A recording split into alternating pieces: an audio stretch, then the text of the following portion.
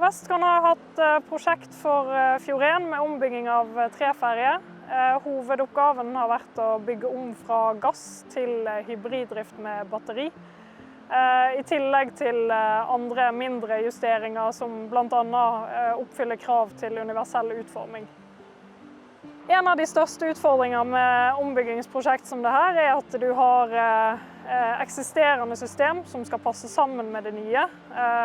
Så med tanke på teknologien så kan det være en utfordring, men også med det fysiske. Du har store komponenter som skal ut og store komponenter som skal inn. Så her har vi måttet jobbe godt sammen med designerne og rederiet, samt kunne tenke litt kreativt for å finne gode løsninger på det.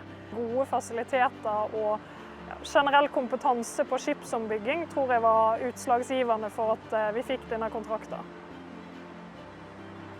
Prosjektet har vært med på å bygge kompetanse og erfaring innenfor en teknologi som vi kommer til å se mer av fremover. Grønne løsninger på skipsfart, altså utviklingen med det kommer til å fortsette, og det er noe verftet ønsker å jobbe videre med.